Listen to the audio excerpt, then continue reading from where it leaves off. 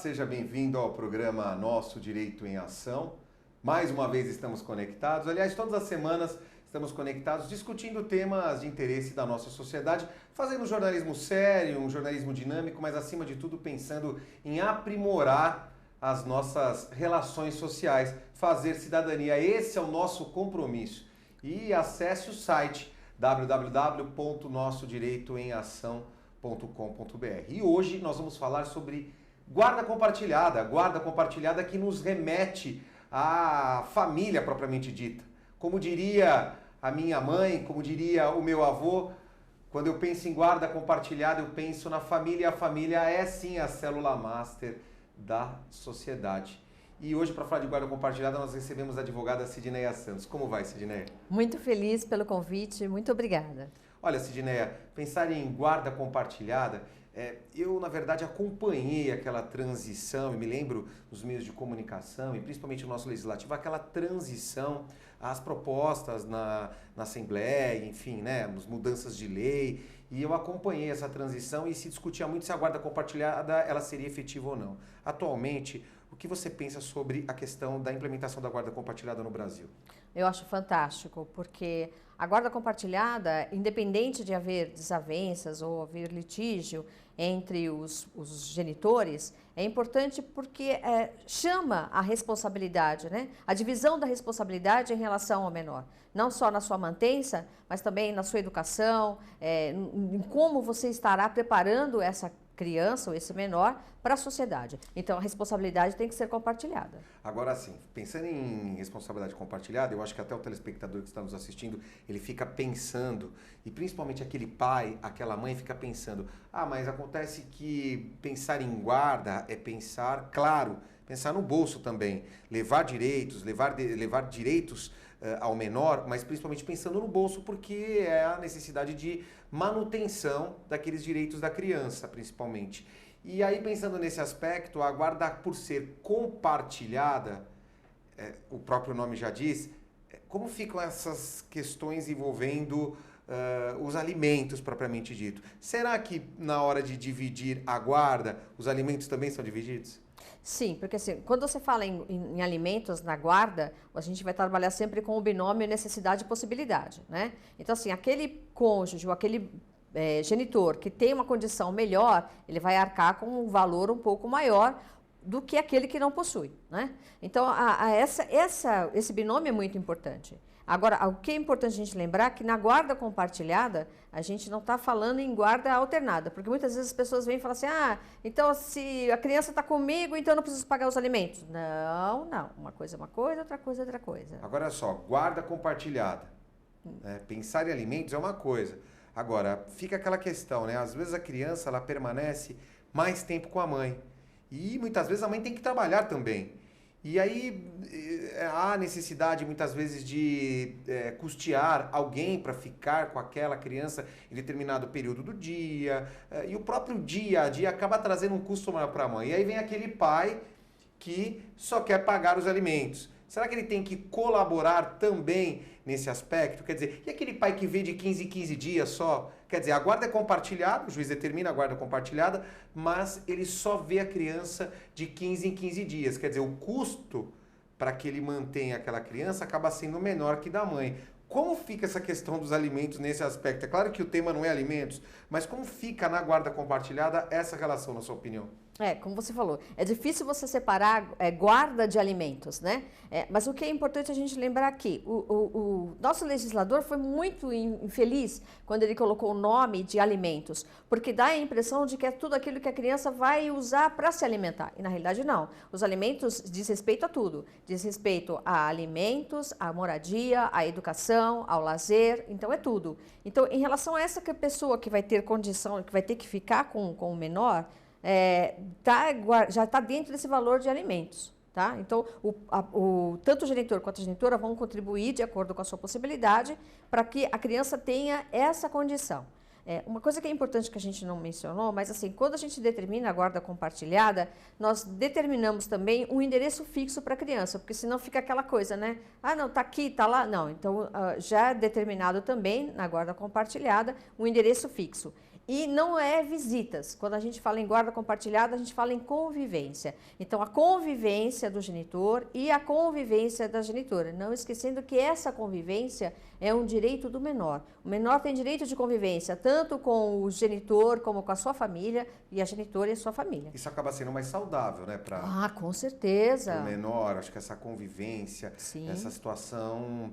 na verdade, mais tranquila para a criança. A criança tem que sentir que ela possui uma família ali, não importa o sexo, né? Acho que é importante dizer isso, né? Sim. E é importante dizer que a guarda também para pessoas do mesmo sexo, é isso? Sim, sim. Tanto a guarda compartilhada, ela pode ser, sim, para relacionamentos homoafetivos. Não tem nenhuma diferença. O que é importante a gente lembrar é que na guarda compartilhada, por que estão fazendo a guarda compartilhada e não mais a guarda unilateral? Porque antigamente, quando a gente tinha apenas a guarda unilateral, aquela pessoa que detinha a guarda achava que ela era a responsável por tudo que a criança queria. Então, assim, você não vai ver seu pai porque seu pai não está pagando os alimentos. Não, a guarda compartilhada é justamente para isso, para que a criança tenha esse direito de convivência, então não mais visitas, mas sim convivência, com os dois genitores e com ambas as famílias, justamente para que a família, sim, seja mais respeitada e seja mais valorizada. É importante esse equilíbrio da balança. Com certeza. Agora, muitas vezes, alguns juízes determinam ainda a guarda unilateral. E me parece que, em alguns casos, o estudo psicossocial acaba sendo muito relevante. Esse estudo psicossocial ainda acontece bastante e é necessário nos processos, até porque eu fico pensando em quem está nos assistindo que possui um processo, esse processo está em trâmite e um determinado magistrado determinou um estudo psicossocial. Não, o estudo psicossocial ele é importante sim, e ele é utilizado quando existem alguns tipos de relação de violência doméstica, né? Ou um dos genitores alega que o outro não pode ter essa convivência por ser usuário de drogas. Alienação parental também? Sim, nossa, a alienação parental é um crime muito sério e que as pessoas não levam em conta. Elas acham que é uma coisa assim, é só quando eu proíbo meu filho de ver o genitor ou a genitora. Não. Inclusive, quando você fala mal do pai, porque seu pai é isso ou porque sua mãe é aquilo, isso já é uma alienação parental. Então, as pessoas têm que tomar um pouquinho de cuidado em relação a isso, porque, de uma certa forma, a criança ela ainda está em formação. Então, o que acontece? Tudo aquilo que você falar de mal do outro, ela vai absorver. Então, ela já vai ver o pai ou a mãe de uma outra forma. Então, por isso que esse processo de alienação parental ele é muito importante. E aí, sim, é preciso fazer todo tipo de análise e estudo. Agora, esse estudo psicossocial também é uma outra questão. Inclusive, eu acho até interessante conversar com você. Inclusive, conheço já o seu trabalho. Eu sei que você é uma conciliadora por natureza, adora uma conciliação. Sim. Lembro quando ainda estava nos bancos acadêmicos, já era conciliadora, já trabalhava com conciliação. Eu acho que conciliação é sempre muito importante. Pensando em alienação parental, a criança, quer dizer, a alienação acaba sendo utilizada como arma letal contra o outro genitor. É isso? Isso. Agora, essa questão do estudo psicossocial, muitas vezes eu tenho percebido que durante o estudo psicossocial, e é o que eu venho acompanhando através de uma leitura atenta desse tema, e é discutido amplamente nos livros, enfim, esse estudo psicossocial ele merece uma atenção muito especial, claro, dos psicólogos. E me parece que o estudo psicossocial que acaba sendo realizado pelo tribunal, em algumas varas de infância, por exemplo, acaba sendo um estudo psicossocial bem resumido. Como que fica essa questão do estudo psicossocial? E também uma outra pergunta que eu faço a você, essa questão de, por exemplo, eu não concordo com o estudo psicossocial feito pelo tribunal, porque muitas vezes não concordo. Olha, a psicóloga não visitou a escola da criança, não conhece a rotina daquela criança e às vezes determina ali que tem que ficar com o pai ou com a mãe. Qual que é a sua opinião em relação a isso? É importante assim, se você está com um processo de guarda e você tem a possibilidade de fazer um acompanhamento psicológico do seu filho, faça. Porque, independente, mesmo que o estudo psicossocial do tribunal esteja desproporcional àquilo que é verdade, quando você tem o acompanhamento de um psicólogo particular, as informações desse psicólogo particular, eles podem ser levados a juízo e aí sim ser colocado frente a frente com outro estudo. Seria um assistente técnico. Sim, mas o pai ou a mãe pode apresentar isso sim, de um psicólogo particular. E aí, então, é feita uma análise e, às vezes, o magistrado pede para que os psicólogos, junto com os advogados, conversem e a gente tenta chegar a uma solução. Até porque estamos lidando também, eu acho, Cisne, com relações humanas. Eu acho que nessas relações humanas, eu acho que até para a própria psicologia, acaba gerando uma certa divergência. Eu não sou psicólogo, não posso opinar com relação a isso, mas eu acho que quando nós pensamos em relações sociais, eu acho que tudo isso fica um pouco... enfim, né, acaba gerando controvérsias em determinadas análises, você não acha? Quando a gente fala, Leopoldo, em direito de família, o que vem logo à tona são mágoas, ressentimentos, né? Porque se você pensar, a gente só vai usar o direito de família quando uma família está deixando de ser uma família, né? Na realidade, assim, como você me disse que eu sou conciliadora, quando eu estou numa audiência de conciliação, eu sempre falo para as partes da seguinte forma: você é pai, nunca vão tirar esse título de você, mesmo que você venha a falecer. Você continua sendo pai. A mãe é a mesma coisa. Então, na realidade, esse laço familiar, ele não se extingue de forma alguma.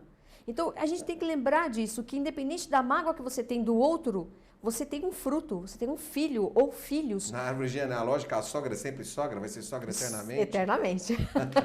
A gente nunca pode casar com o sogro ou com a sogra, né? Agora, até trazendo um pouco mais para essa questão dos alimentos, só para informar o cidadão, esses Claro. alimentos podem ser propostos até quando e independentemente de guarda? Bom, os alimentos é um processo que nunca se extingue, né? Então, assim, você pode ter 18 anos e ainda solicitar os alimentos para o seu genitor ou para a sua genitora. Até os 25, quando... O que a gente coloca normalmente é assim, maiores de 18 anos, se estiverem cursando universidade, eles poderão usufruir do direito de alimentos ainda enquanto estiverem cursando a faculdade até o término ou completarem 24 anos, o que acontecer primeiro. Mas isso não significa que... eu já tive na conciliação um filho que pediu alimentos para o pai, ele tinha 24 anos, ele também já era casado, mas ele sofreu um acidente de moto, não podia mais trabalhar, ele trabalhava por conta e ele precisava dos alimentos para ajudar a mantença da sua família. Então, os alimentos, é por isso que ele tem esse sentido de nunca se extinguir, né? Porque hoje o pai pode oferecer os alimentos, mais tarde, os pais, quando ficam mais velhos, eles podem pedir os alimentos aos filhos. É bem interessante. Eu vou tentar trazer na verdade, um questionamento aqui relacionado, por exemplo, a essa questão da guarda e pensando, por exemplo, naquele pai ou naquela mãe que tem que viajar para o exterior, que tem que buscar a sua felicidade fora daquele país, claro, e muitas vezes não é só a felicidade porque encontrou um outro amor, não é isso? Mas principalmente porque muitas vezes pode encontrar um novo trabalho, uma nova oportunidade na sua vida para que, enfim, tenha prazer no seu lado profissional em um outro país, em uma nova cultura. E aí fica a questão, como fica a criança? Porque eu vou dar um exemplo, a criança mora com a mãe conhece um companheiro, enfim, né, adquire um companheiro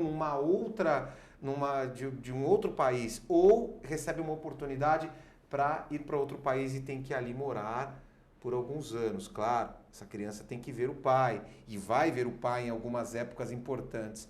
Como fica essa questão da guarda, na sua opinião, em relação a esse pai ou mãe que tem que ir embora? Então, já aconteceu, viu? Já existem esses tipos de casos, sim, na justiça. Às vezes, a gente vê algumas coisas meio estranhas, né? Por exemplo, guarda compartilhada e o pai mora fora do país. E aí? Na realidade, nesse caso não pode, porque a guarda compartilhada é no sentido de que tanto um quanto o outro está próximo para socorrer a criança numa situação de emergência. Agora, deixa eu só polemizar aqui.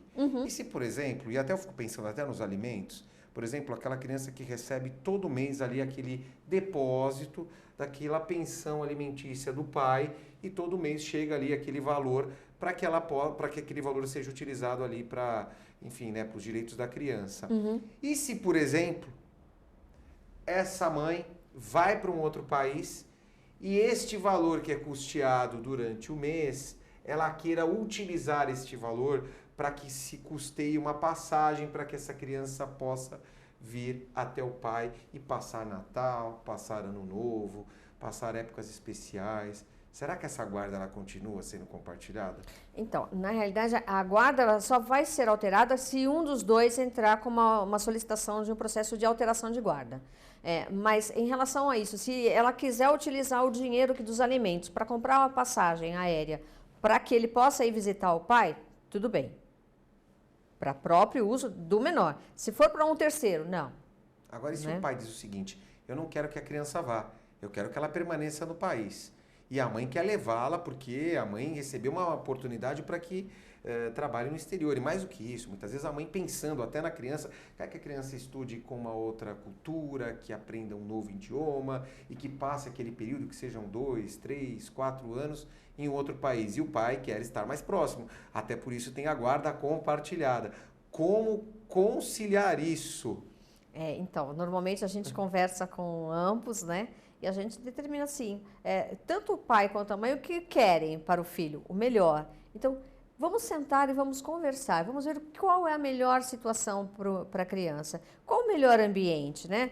Você é o pai, então, o que você pretende para o seu filho? Você gostaria que seu filho continuasse morando num país onde a educação não é tão levada a sério? Ou você poderia abrir mão para que seu filho pudesse ter o melhor, ter com a condição de vida melhor, os estudos melhores, poder oferecer uma qualidade de um ensino que você talvez não tenha como oferecer ele aqui no país, porque escolas particulares são caras, né? E nem sempre as pessoas têm condição de ofertar isso aos seus filhos, né? Então, é importante a gente sentar, por isso a conciliação, né? Eu sou, assim, um fã número 1 da conciliação, porque eu acredito que, assim, ninguém melhor. Não é um juiz um magistrado que vai receber informações de técnicas de advogados que vão determinar isso. Eu acho que nada melhor do que o pai e a mãe, que conhecem, que sabem, né, que possam decidir o que é melhor para os seus filhos. Agora, e esse direito de família, hein? Esse direito de família, será que estamos no caminho certo? É uma pergunta difícil, porque assim, a gente está com problemas em relação à nossa sociedade, né? Como a nossa sociedade está meio perdida, eu acredito. Então, assim, está acontecendo uma inversão de valores muito grande. Então, o que era certo na minha época, hoje é errado. E o que era errado, hoje é certo. Então, eu acredito que a gente precisa primeiro nos conscientizar e lembrar que filho não é moeda de troca. Filho é uma pessoa em formação. E o que a gente pretende deixar, se a gente tem um filho, é um fruto para o mundo, né?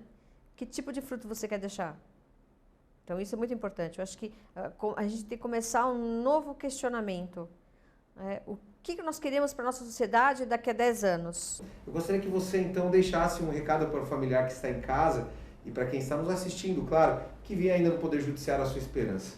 A família é algo muito importante, né? E que a família ela nunca vai deixar de existir. Então, se você hoje está pensando que realmente não tem mais condição de ter convivência com o seu cônjuge, com o seu companheiro, e quer fazer isso, quer acabar com esse relacionamento, lembre-se que a família ainda vai continuar existindo. Você vai continuar sendo mãe, você vai continuar sendo pai, e você vai continuar tendo filhos. Então, se essa família começou de uma forma amigável, tranquila, que ela também continue, mesmo após o seu divórcio ou o cancelamento da sua união estável, mas que vocês continuem sempre amigos, porque vocês sempre terão que conversar, afinal de contas têm filhos e esses filhos vão precisar de vocês pelo resto da vida. O programa Nosso Direito em Ação vai ficando por aqui. Nós voltamos na próxima semana com mais um convidado, com mais um tema importante ao cidadão, enfim, em especial a você, profissional do direito. Até lá.